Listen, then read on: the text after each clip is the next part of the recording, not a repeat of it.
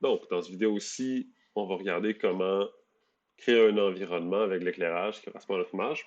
Donc, premièrement, on va aller changer notre mode d'éclairage pour intérieur. Donc, ça va me donner un résultat qui ressemble un petit peu plus là, à un éclairage dans une pièce. Ensuite de ça, dans l'onglet Environnement, je vais me créer un nouvel environnement ici. Donc, un environnement qui va avoir un fond là, plein que je vais pouvoir appeler Intégration 1. Donc, je vais aller dans mon éditeur HDRI, puis c'est ce qui va me permettre de créer mon environnement. Donc, on va le voir ici, là, dans le carré. C'est le, c'est ici qu'on va venir voir le HDR là, que je suis en train de créer. Donc, premièrement, en background, on va venir mettre une image.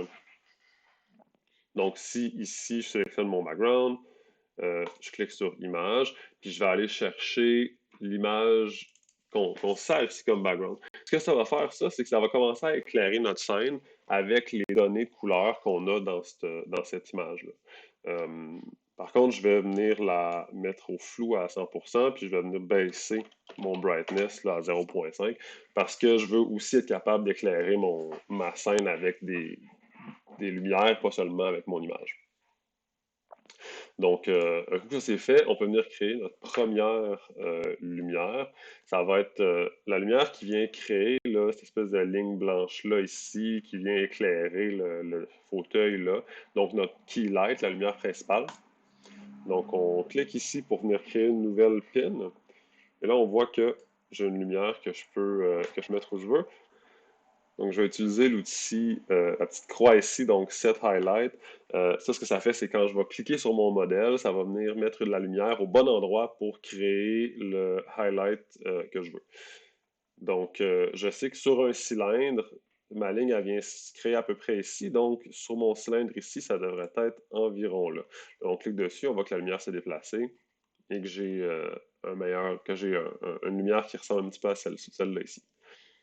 Donc, je fais Done. À faire attention, hein, quand ça reste bleu, là, si on clique après ça n'importe où, il va toujours déplacer notre lumière.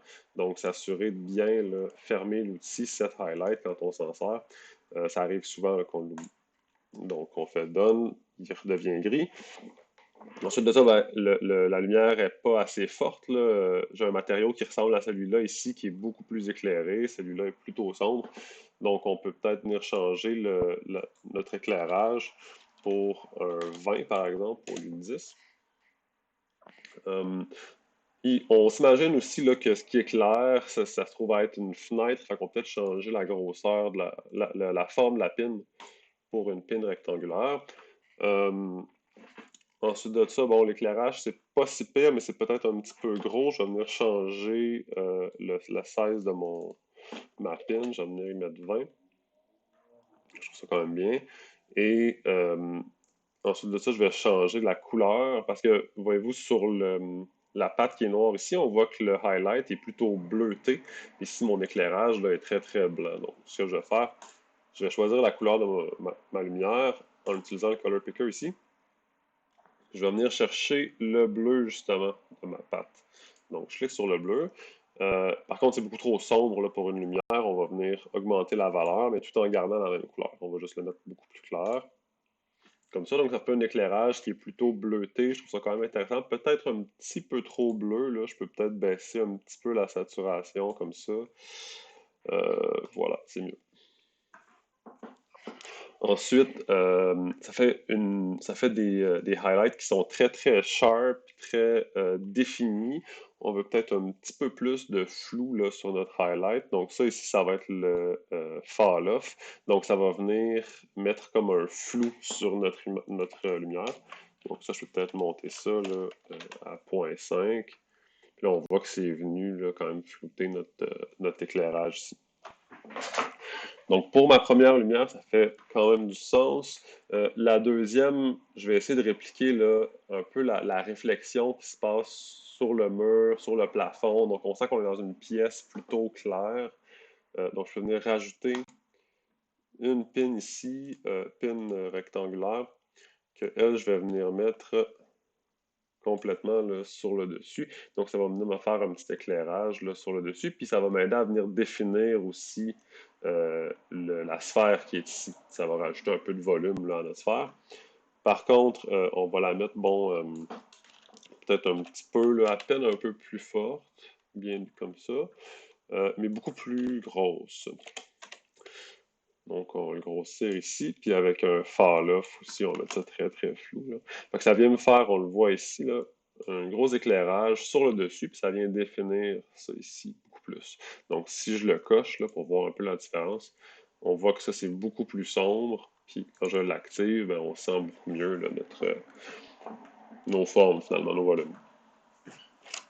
Donc, ça, c'est quand même bien. Euh, Ensuite de ça, il y a une troisième lumière que je vais rajouter, que elle va me servir à répliquer un peu la lumière qui rebondit sur le fauteuil. Donc, on voit que notre fauteuil, il est très, très jaune, ce qui fait que les objets qui sont autour, par exemple la table juste ici, après un éclairage un petit peu jaunâtre, là, parce que la lumière a rebondi sur le jaune, puis elle va sur la table qui est blanche. Donc, on va faire un peu un effet similaire sur le pied de notre lampe ici. Donc, ce que je vais faire, je vais rajouter une autre pin. Cette pin-là, je vais la mettre donc jaune. Fait que je peux cliquer sur la couleur, Color Picker, puis venir choisir là, un jaune plutôt pâle ici. Ensuite de ça, avec mon set highlight ici, je peux venir le positionner à peu près là. C'est quand même pas mal. On peut peut-être le mettre un petit peu plus fort, là. Ouais. Mais réduire. euh, En fait, ce que je vais faire, je vais mettre plutôt grand, comme ça, mais très très flou. Ouais, peut-être le réduire un petit peu, là, 50. Puis ici, mettre ça un peu plus fort, comme ça. Et je peux même mettre une demi-pin, donc je le coupe en deux, ce qui fait qu'elle va plutôt éclairer en jaune le dessus, puis le dessous, on ne le verra pas. Tu sais, si par exemple, là, je l'affiche, plus fort que ça encore. Donc on voit que le fait que j'ai mis une demi-pin, ça fait qu'il est jaunâtre surtout dans le haut, mais beaucoup moins dans le bas. Ce qui me convient parce que la lumière est reflétée là, plutôt dans le haut, là, ici sur le fauteuil. Donc, je vais réduire le brightness de ça. On veut pas quelque chose qui est trop fort, là. On veut vraiment juste donner une... C'est vraiment juste un petit éclairage pour donner une impression. Fait que même je peux baisser ça peut-être à 4, là. Ça fait quand même du sens comme ça. Euh, Donc ça, c'est pas mal. J'ai mon petit éclairage blanc. Je trouve que c'est peut-être un petit peu clair, là, la base, mais ça, je vais pouvoir peut-être le modifier dans Photoshop plus tard en post-production.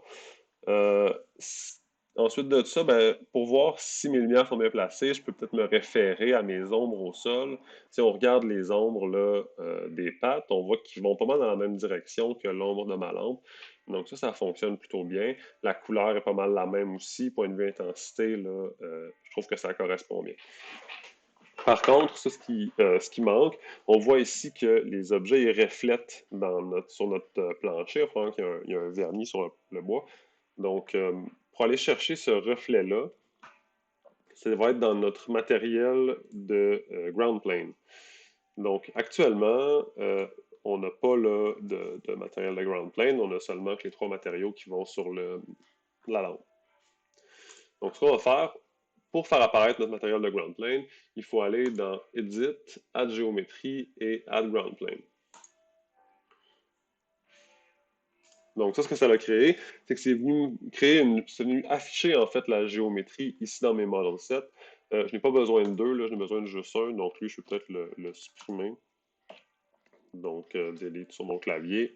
Donc, j'ai mon ground plane ici dans mon model set défaut, puis j'ai ma blanche. Là. Donc, ça ici, on va aller regarder le matériel de ça. Ce qu'il faut faire, en fait, il faut aller dans spéculaire. Actuellement, il est 100% noir, mais plus je le mets blanc, plus on va voir un reflet de mon objet sur mon plan de sol, là, finalement. Donc, je vais venir mettre ça, là, peut-être quelque chose comme ça, donc un assez bon reflet. Par contre, on remarque que ici, le reflet devient plutôt diffus, hein, plus on s'éloigne de l'objet. Comparativement à ici, ma lampe, le reflet est très défini, hein, comme si c'était un miroir. Donc, ceci, c'est mon roughness qui va s'en charger. Donc, le roughness va rendre ma surface peut-être plus poreuse, donc moins réfléchissante un petit peu. Donc, je peux monter le roughness, regarder comment ça réagit. Là, c'est beaucoup trop rough. On va le baisser. Ça me semble être pas pire. Je vais le laisser calculer un peu, regarder qu'est-ce que ça dit. Ouais, ça fait quand même du sens pour moi. Donc, on a notre reflet, on a notre ombrage, l'éclairage fait quand même bien du sens. Donc, dans le prochain vidéo, on va regarder comment générer le rendu et aller le traiter dans Photoshop pour corriger quelques petites choses.